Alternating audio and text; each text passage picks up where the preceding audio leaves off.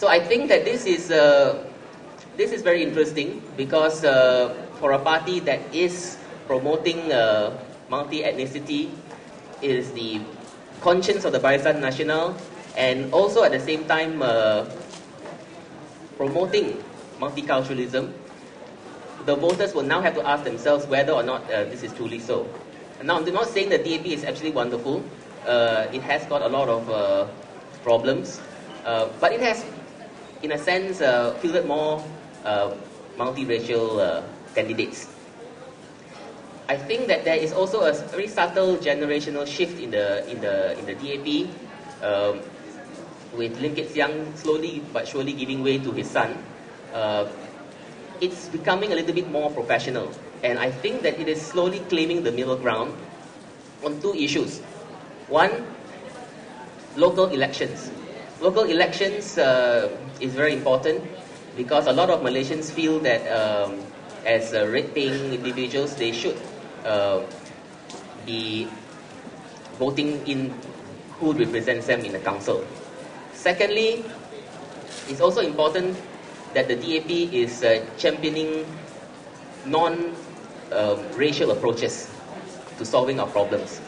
So this might be something which might play out very interestingly, depending on the mood of the people.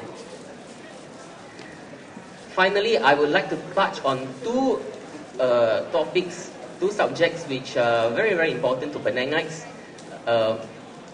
Firstly, whether the government will be able to face up to problems of crime, because crime affects us all, and secondly, of course, inflation. So these are the main topics that Penangs have to grapple with. So I'll pass you on to Kay Ping to continue the analysis. Thank you. Thanks again, Neil Khor, for the rundown. I will take a little bit more analytical approach. I will tell you about the makeup of the last election and what is in store for these elections.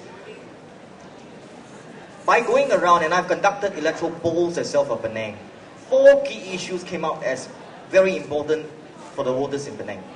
One is definitely the economic issue. People are feeling that the domestic sector by and large is not doing too well.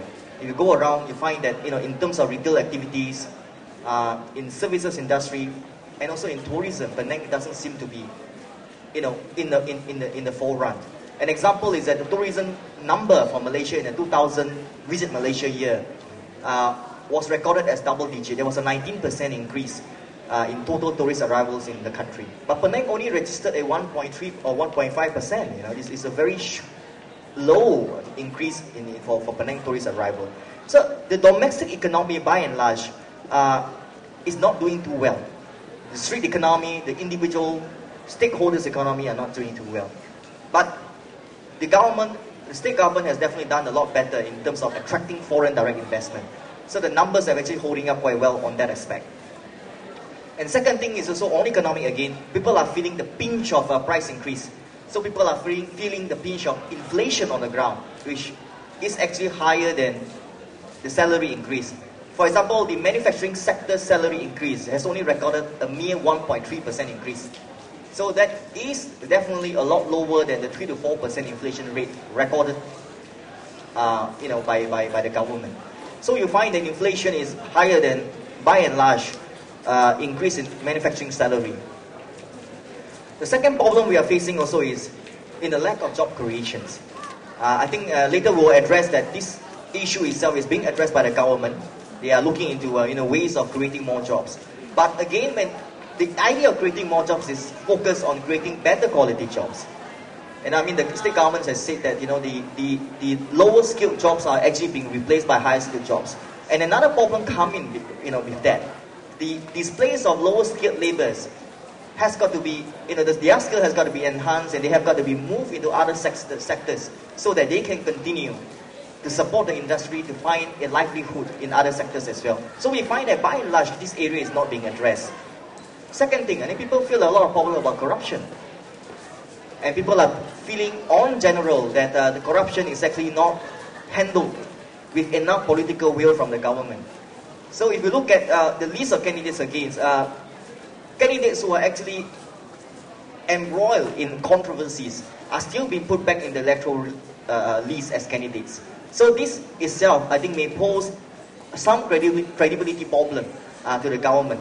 But then again, post-election, I think what the people will be looking at is a cabinet lineup, whether credible and good winners will be put into the cabinet list. Would that be a revamp? I think that is something that's post-election issue that the people would like to look at. And the third problem is on security. By and large, the IGP has acknowledged that crime rates has gone up by double digit. And in certain areas, when you talk about gang-initiated robbery and also crime, has climbed up to more than 100%. It's actually recorded at 150%. So it's very, very high increase. Incidents of rape cases have gone up by double digit as well, more than 35%. So by and large, break-ins, robbery cases, snatch thief, gang-initiated robberies have gone up. So people are feeling that they are no longer safe to go down on the road. And this is pretty much an urban issue. Very, very badly affected urban areas. And finally, one of the issues that's cropped up is also on religious issues. People are finding that religion frictions has become a problem. And one of the things that drives the Hindu movement is actually the demolition of temples. The Sri Mariamman temple in Shah Alam, I think, demolished just days before Deepavali, has actually ignited the flame of the Hindu movement. And hence, the call of Makal Sakti and all that. So I think if you look at the Indian movement today, the Indian community today, they will rate religion as one of the major issues at 34%. 34% of Indians rate religious conflict as one of the biggest issues facing the community. So with that rundown of the 4 major key issues, then we will then look at some of the local Penang structure, the political thing. I think you are all interested in the number of seats and how the contest will go about. Let's talk about parliament seat first. In the last 2004 election, BN won 8 out of 13 parliamentary seats. And the opposition won 5. 4 to the DAP and 1 to Keadilan. And seats won by more than 10,000 majority, which I think technically we will classify that as safe seats. I will do a rundown a bit on that. And one is Kepala Batas, won by the Prime Minister Abdullah Ahmad Badawi with 18,000 majority. Tasik Gulugor by Muhammad Sharif Omar with 10,000 majority. And the incumbent has been replaced by a new candidate. And he is the second Finance Minister, Nur Muhammad Yaakob, who is now standing in the Tasik Gulugor seat.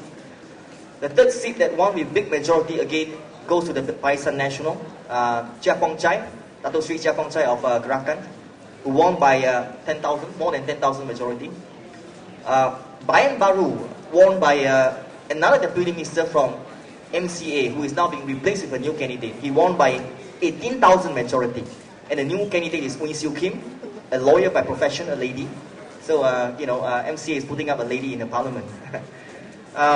And the fifth seat, again, won by huge majority, also belonged to the BN, is Balai Pulau, by Hilmi Yahaya.